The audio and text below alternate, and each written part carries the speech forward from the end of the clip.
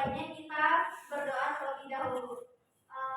Tolong Dinda mimpin doanya.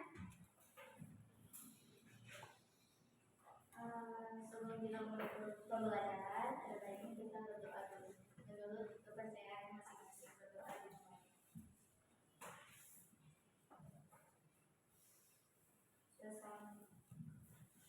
Baik, terima kasih Dinda.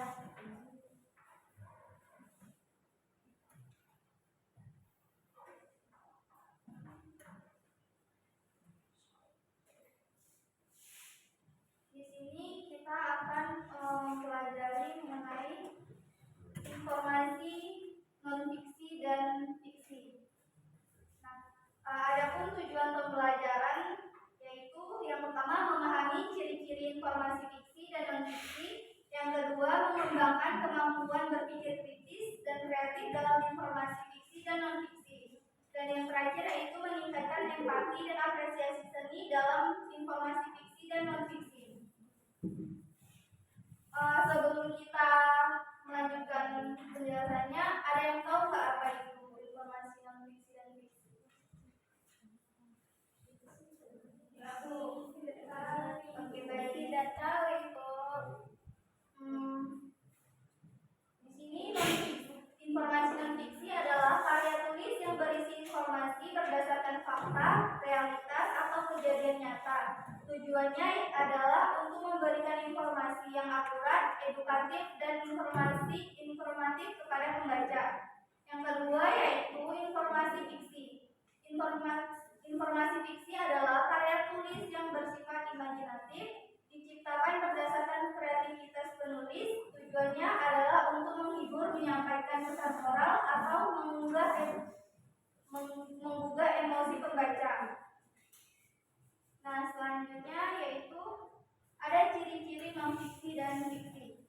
Yang pertama, ciri-ciri non-fiksi berisi data atau fakta, adalah informasi konkret yang dapat diverifikasi kebenarannya melalui pengamatan, pengukuran, atau bukti. Berikut adalah beberapa contoh. Yang kedua, berdasarkan penelitian atau peristiwa nyata. Nah, di sini berarti informasi yang didasarkan pada bukti ilmiah yang dapat diverifikasi atau hasil penelitian atau kejadian yang benar-benar terjadi atau peristiwa nyata.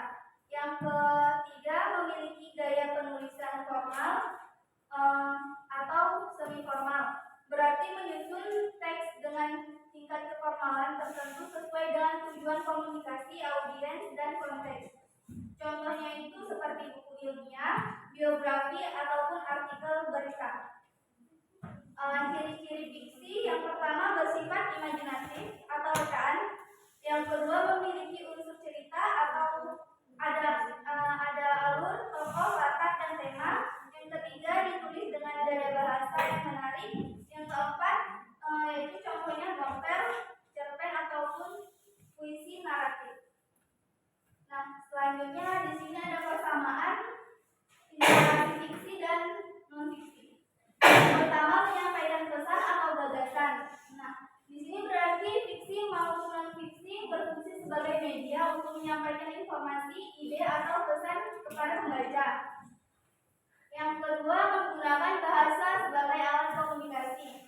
Keduanya disampaikan melalui bahasa yang terstruktur, baik dalam bentuk tulisan maupun lisan. Dan yang ketiga, dapat membangun pemahaman.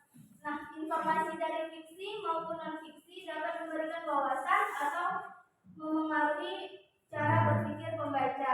Dan yang terakhir yaitu menyentuh berbagai topik. Baik fiksi maupun fiksi dapat mencakup topik yang sangat luas seperti sejarah, kehidupan sehari-hari, ataupun isu-isu sosial. Nah, yang selanjutnya yaitu jenis-jenis non-fiksi dan fiksi.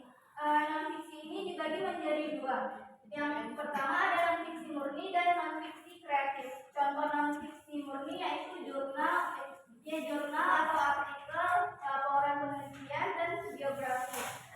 Dan yang kedua non-fiksi kreatif, contohnya selanjutnya esai, memoir, atau feature dalam majalah. Yang selanjutnya yaitu jenis-jenis fiksi, yaitu novel, cerpen, puisi, dan drama.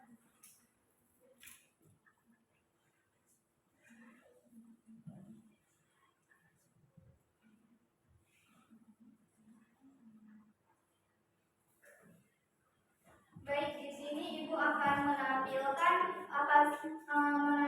mengenai video fiksi dan non fiksi. Yang pertama video fiksi ya, kita lihat.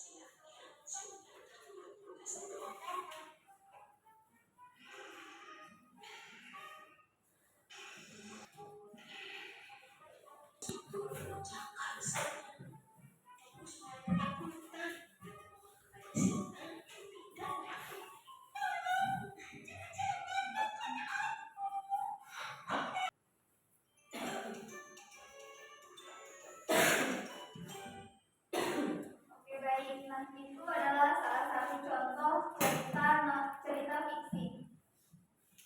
Selanjutnya kita akan menonton cerita informasi non fiksi.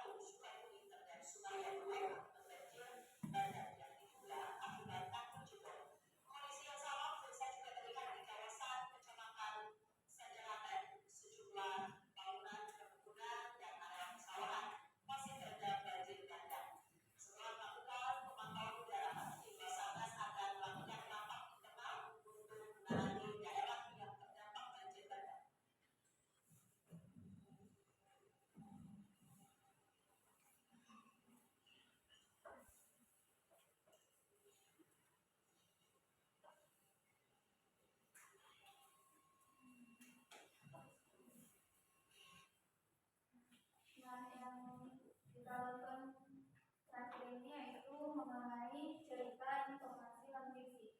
Dan cerita ini kan kita tahu kalau fiksi itu dari karangan kita sendiri. Selain itu, sedangkan non fiksi itu fakta yang faktual yang terjadi memang terjadi adanya. Nah, selanjutnya di sini Ibu akan memberikan tugas kepada kalian. Kalian buat dua kelompok ya, teman-teman.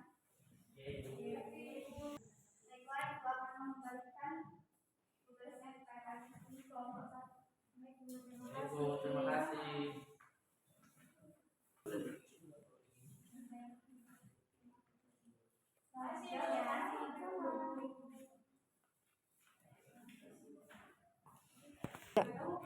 Baik, Ibu akan memberikan waktu selama 10 menit. Setelah itu perwakilan dari satu kelompok maju ke depan, dan setelah itu tugasnya dikumpulkan.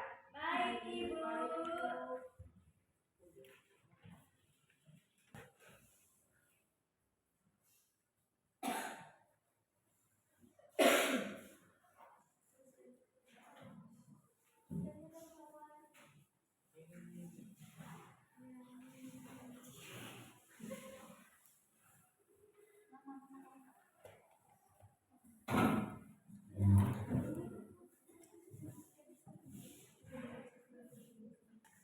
Sudah selesai semuanya? Sudah, Bu. Baik, silakan kelompok satu maju perwakilan. Baik, Ibu.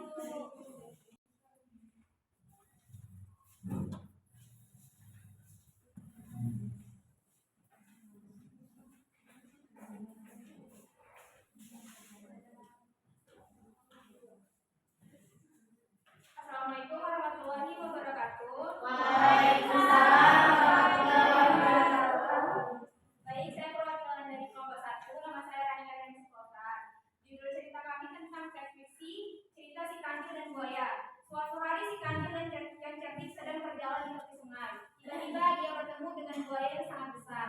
Buaya itu melihat si kancil dan berkata, "Hai kancil, aku ingin sekali makan kamu. Kau tidak bisa lari dariku. Aku lebih besar dan lebih cepat." Si kancil berpikir cepat. Lalu ia menjawab, "Jika kau ingin makan aku, kau harus menunggu sampai aku menghitung sampai 100.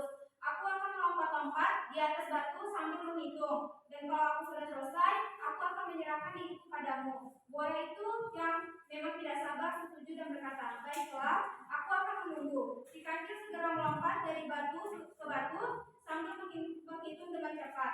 1, 2, 3. Ketika buaya sedang menunggu, si kancil sudah jauh melarikan diri. Buaya merasa dibohongi pun marah, tetapi ia tak bisa berbuat apa-apa karena ia telah terjebak dalam kecerdikan si kancil.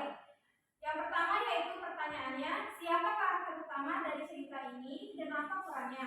Jawabannya yaitu karakter utamanya si kancil, perannya sebagai tokoh yang cerdik dan pintar mencari cara untuk menyelamatkan dirinya dari ancaman buaya. Pertanyaan kedua, apa pesan moral yang dapat diambil dari cerita fiksi ini? Jawabannya yaitu kecerdikan dan berpikir cepat dapat membantu kita keluar dari situasi sulit. Selain itu, jangan mudah percaya pada orang lain tanpa berpikir panjang. Cerita ini juga mengajarkan pentingnya kecerdasan